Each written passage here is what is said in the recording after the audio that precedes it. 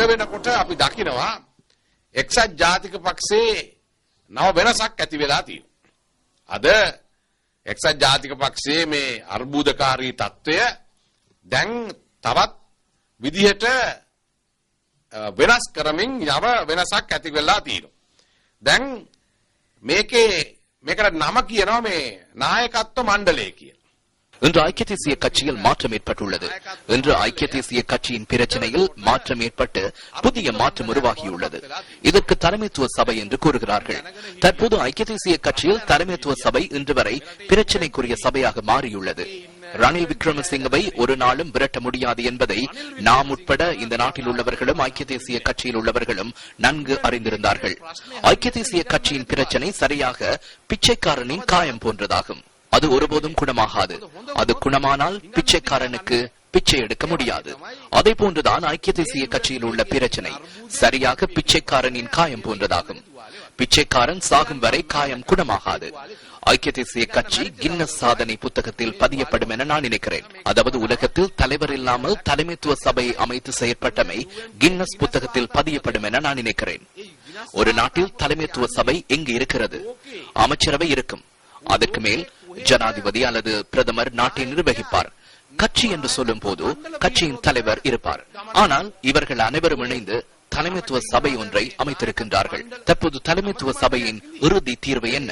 அவர்களின் இறுதி தீர்மானம் எதிர்கட்சி தலைவரும் ரணில் விக்ரமசிங்க, அடுத்ததாக தேசிய தலைவரும் ரணில் விக்ரமசிங்க, அதே போன்று ஐக்கிய தேசிய கட்சியின் தலைவரும் ரணில் விக்ரமசிங்க. මොකද්ද නායකත්ව මණ්ඩලයේ අවසාන තීන්දුව තමයි විපක්ෂ නායකයාත් රනිල් වික්‍රමසිංහ. ඊළඟට ජාතික නායකයාත් රනිල් වික්‍රමසිංහ. ඒ වගේම එජාප නායකයාත් රනිල් වික්‍රමසිංහ. දැන් මේකට තමයි දැන් මේ හැදුවේ කට්ටිය එකතු වෙලා හැදුවේ රනිල් වික්‍රමසිංහ මහත්තයාගේ තීන අත්තටු කපලා රනිල් වික්‍රමසිංහ මහත්තයාව ටිකක් පුළුවන්ද කියලා බාල කරලා තීන බලතල අඩු කරන්න. තටු කපන්න ගිහිල්ලා අලුතෙන් තටු දුන්නා. මම බලාපොරොත්තු වෙන ගෞරව මහත්තුමනි වයඹ පළාත කියන පළාත් සභාව ලංකාවේ පළාත් සභා දේශපාලනයේ පරමාදර්ශී පළාත් සභාව බවට පත් කරා. வடமேல் மாகாண சபை நாட்டின் சிறந்த சபையாக மாற்றுவதே எனது ஒரே நோக்கம். அவ்வாறில்லை என்றால் இந்த வேலை திட்டத்தில் இணைந்து பிரயோஜனம் இல்லை. நாம் இருக்கும் காலத்தில் பலமாக வேலை செய்ய முடியாவிட்டால் இந்த அரசியலை முன்னெடுத்து பிரயோஜனம் இல்லை. அதனால் நமது காலத்தில் அனைவரும் கஷ்டப்பட்டு வேலை செய்ய வேண்டும். நமக்கு கிடைக்கும் பணத்தை மீண்டும் மறுபக்கத்திற்கு 1% செல்லாதவாறு பாவிக்க வேண்டும்.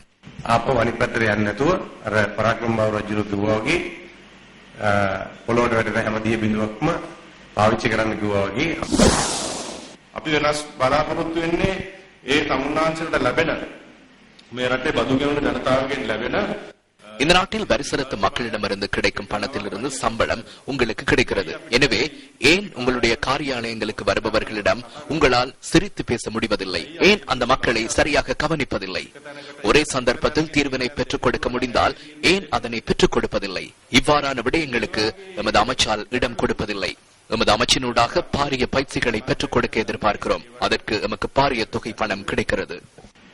අපි මේ අමාත්‍යංශ හා අත් වශයෙන්ම බලාපොරොත්තු වෙනවා විශාල පුහුණුවීම් කටයුතු කරන්න. අපිට ඒක විශාල සම්පත් ප්‍රමාණයක් අපිට ලැබෙනවා.